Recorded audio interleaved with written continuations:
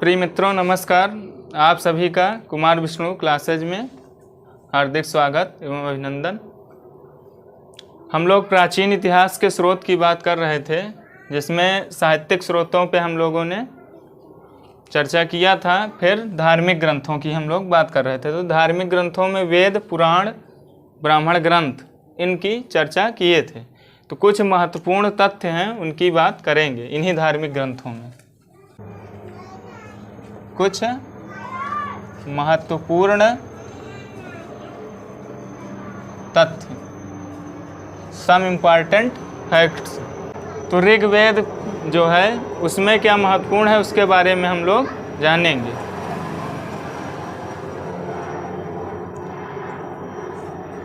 ऋग्वेद में दूसरे से लेकर सातवें मंडल तक, दूसरे से लेकर जो सातवें मंडल तक जो हैं, ये सभी प्राचीन मंडल हैं। ये प्राचीन मंडल हैं। कुल 10 मंडल हैं, जिसमें दूसरा, तीसरा, चौथा, पांचवा, छठवां, सातवां, ये सभी प्राचीन मंडल हैं। ऋग्वेद के तीसरे मंडल में गायत्री मंत्र का उल्लेख है। गायत्री मंत्र का उल्लेख है और ये मंत्र जो है सूर्य देवता को समर्पित है। सूर्य देवता को समर्पित है।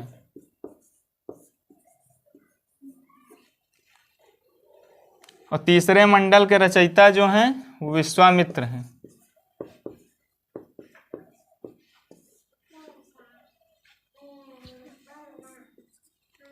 ऋग्वेद का जो नवां मंडल है, नवां मंडल सोमदेव को समर्पित है, सोम देवता को समर्पित है।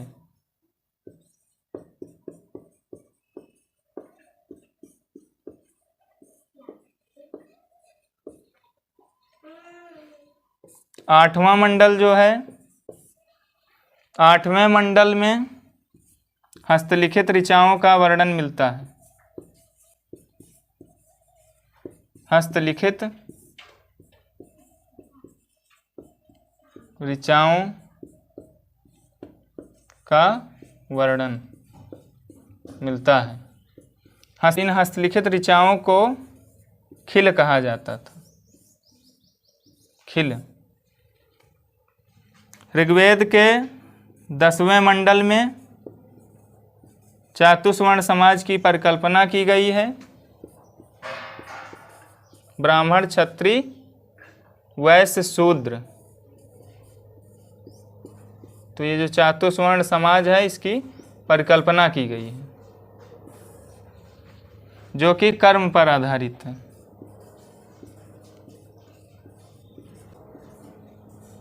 दसवें मंडल में तो आता है, लेकिन 10वें मंडल में एक चैप्टर है पुरुष सूक्त।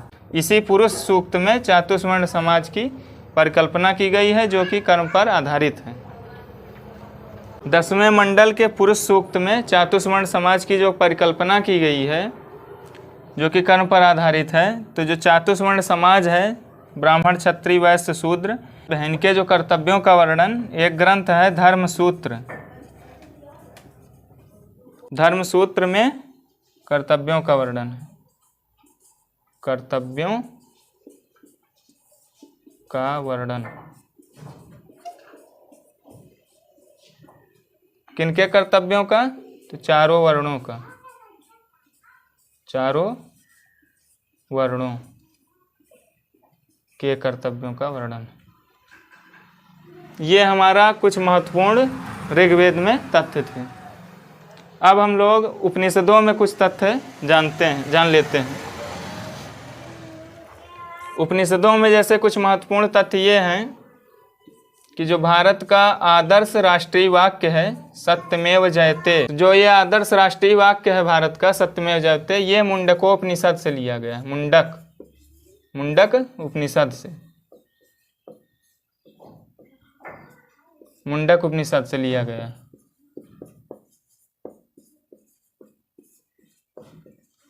लिया गया है। और उपनिषदों में जो है पारलौकिक बातों का वर्णन है, पारलौकिक बातों का वर्णन, ये हम कह सकते हैं कि अलौकिक बातों का वर्णन जो इस लोक में नहीं है, मतलब दूसरे लोक का। कहने का अर्थ ये है कि आत्मा परमात्मा का वर्णन कह सकते हैं, जैसे आत्मा परमात्मा का वर्णन, दार्शनिक बातों का विवरण है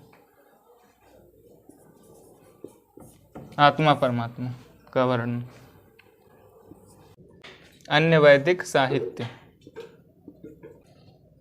अदर वैदिक लिटरेचर।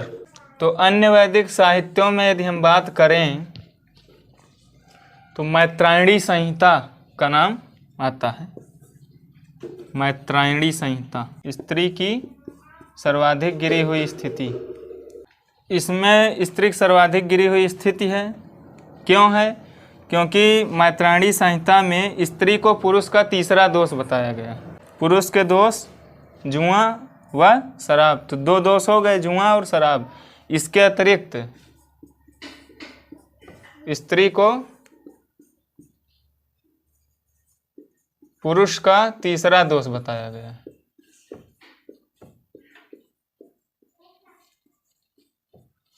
तीसरा दोष बताया गया है। और जो है हमारे अन्य वैदिक साहित्यों में मनुस्मृति है। तो मनुस्मृति जो है ये सबसे प्राचीन स्मृति है। इसको मनु ने लिखा था।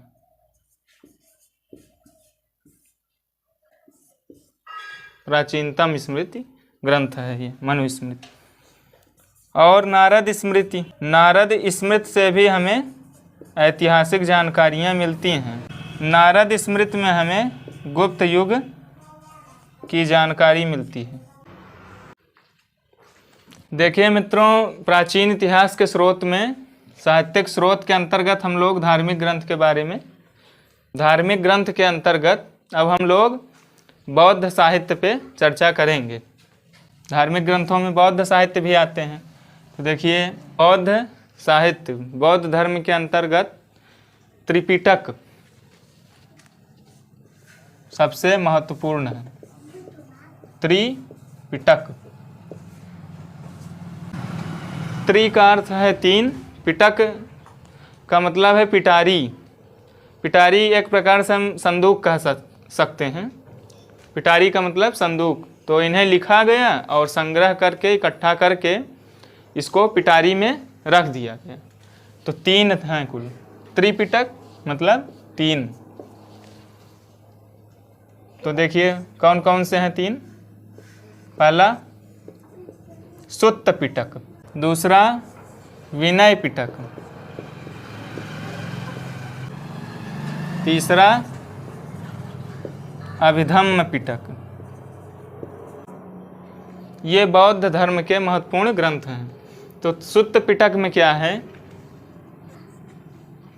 उपदेश हैं महात्मा बुद्ध के, और जो बौद्ध धर्म से संबंधित हैं वो इसमें उपदेश हैं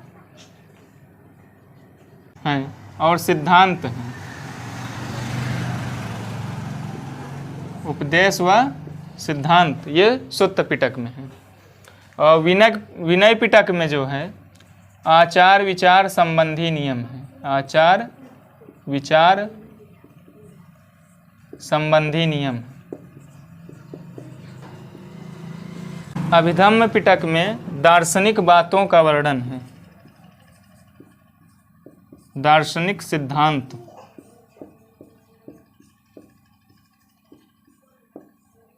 तो दार्शनिक सिद्धांतों का वर्णन है अभिधम्म पिटक में। विनय पिटक में आचार विचार संबंधी नियम है। सुत्त पिटक में उपदेश व सिद्धांत है, बौद्ध धर्म के उपदेश व सिद्धांत।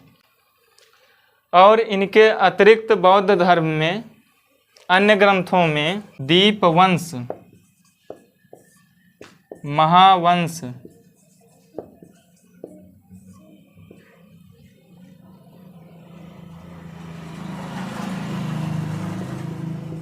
सौंदरानंद,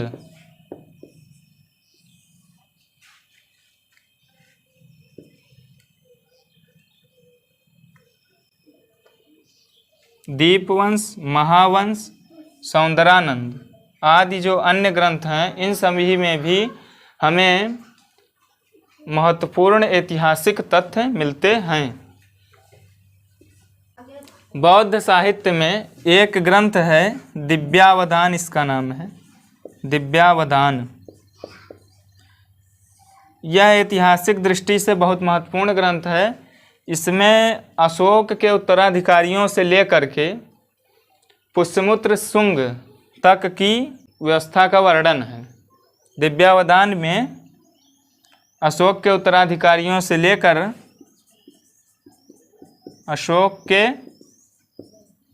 दिव्यावदान में अशोक के उत्तराधिकारियों से लेकर पुष्यमित्र शुंग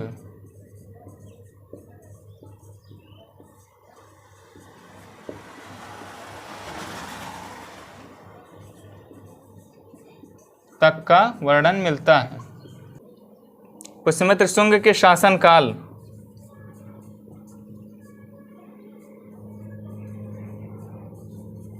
तक का वर्णन मिलता है दिव्यावदान में, जो कि बौद्ध धर्म का ग्रंथ है और यह ऐतिहासिक दृष्टि से बहुत महत्वपूर्ण है। बौद्ध साहित्य में हम लोगों ने त्रिपिटक की बात किया। 3 पिटक हैं, सुत्त पिटक, विनय पिटक, अभिधम्म पिटक। इनकी जो भाषा है वो पाली है। पाली भाषा में ये हैं।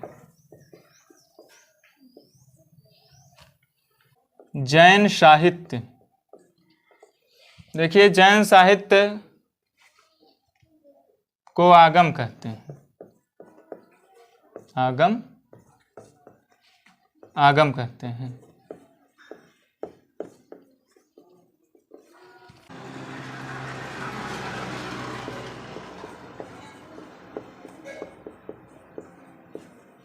परिशिष्ट पर्वन, भगवती सूत्र है, ये भी जैन साहित्य के अंतर्गत है, जैन धर्म का ग्रंथ है भगवती सूत्र। भगवती सूत्र में जो है महावीर स्वामी का जीवन वृत्तांत है। महावीर स्वामी का जीवन वृत्तांत भगवती सूत्र में मिलता है। कल्पसूत्र है।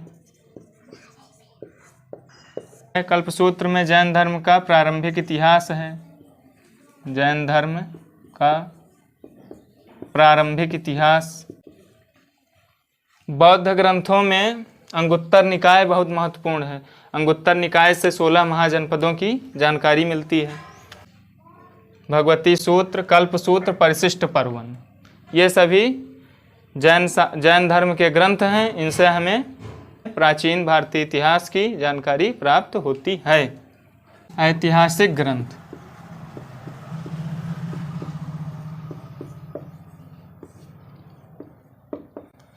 देखिए ऐतिहासिक ग्रंथ में जो है अर्थशास्त्र, इसकी रचना चाणक्य ने की थी। चाणक्य के अन्य नाम में विष्णुगुप्त, कौटिल्य मिलता है। यह जो है संस्कृत भाषा में है। इसमें 15 अधिकरण, 180 प्रकरण, 15 अधिकरण और 180 प्रकरण हैं। अधिकरण का मतलब पार्ट मान सकते हैं और प्रकरण का मतलब चैप्टर्स। संस्कृत भाषा में लिखा हुआ है। इसकी रचना चाणक्य ने की थी। विषय जो इसका है तो ये राजनीति पर लिखी हुई पुस्तक है और इससे हमें जो जानकारी मिलती है वो मौर्यकालीन प्रशासन की जानकारी मिलती है। मौर्यकालीन आर्थिक, सामाजिक, धार्मिक एवं राजनीतिक व्यवस्था का विवरण मिलता है इस पुस्तक में। राजतरंगिणी,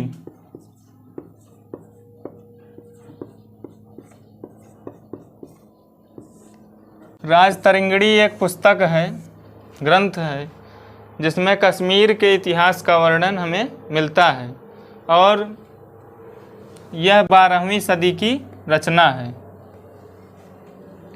12वीं शताब्दी ईस्वी की रचना है। इसमें कश्मीर के इतिहास का वर्णन मिलता है। इसके रचयिता जो हैं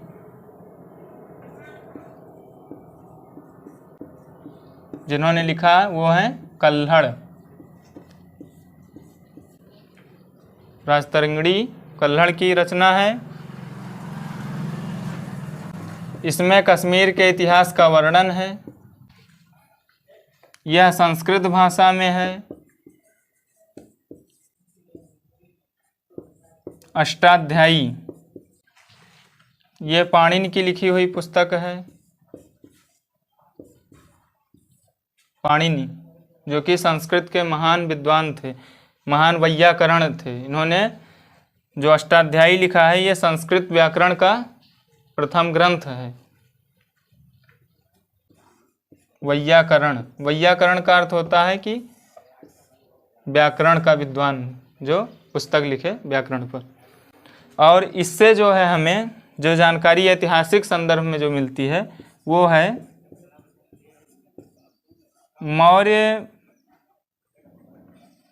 मौर्य पूर्व, मौर्यों के पूर्व की जानकारी और मौर्यकालीन जानकारी इससे हमें मिलती है। ये भी संस्कृत भाषा में है। गार्गी संहिता, इसके रचनाकार कात्यायन हैं। कात्यायन, जो गार्गी संहिता है इससे हमें जो महत्वपूर्ण जो जानकारी मिलती है वो है भारत में यवन आक्रमण का उल्लेख और इसमें ज्योतिष का भी ज्ञान है। मुद्रा राक्षस, मुद्रा राक्षस जो है इसकी रचना विशाख दत्त ने की थी। ये नाटक है, विशाख दत्त कृत नाटक। इस नाटक में चंद्रगुप्त मौर्य और नंद वंश के युद्ध का वर्णन हमें प्राप्त होता है। विशाख दत्त कृत इस नाटक में चंद्रगुप्त मौर्य और नंद वंश के युद्ध का वर्णन मिलता है। देखिए, मुद्रा राक्षस की बात हमने कर लिया, विशाख दत्त के द्वारा लिखा हुआ है। इस नाटक में चंद्रगुप्त मौर्य और नंद वंश के बीच में जो युद्ध वगैरह हुआ था के मध्य, तो उसी युद्धों का वर्णन है।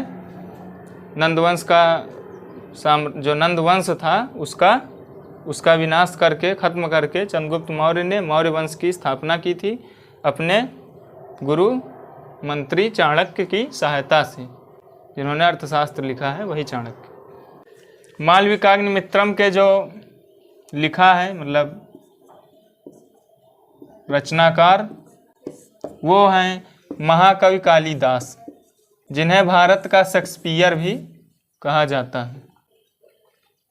तो मालविकाग्निमित्रम की रचना कालिदास ने की है और ये एक नाटक है। इस नाटक में मालविका और अग्निमित्र, देखिए मालविकाग्निमित्रम, तो मालविका और अग्निमित्र, अग्निमित्र। अग्निमित्र जो है ये पुष्यमित्र शुंग, जो शुंग वंश के संस्थापक हैं पुष्यमित्र शुंग, उन्हीं का ये पुत्र है। तो अग्निमित्र, मालविका और अग्निमित्र के प्रेम कथा का वर्णन है।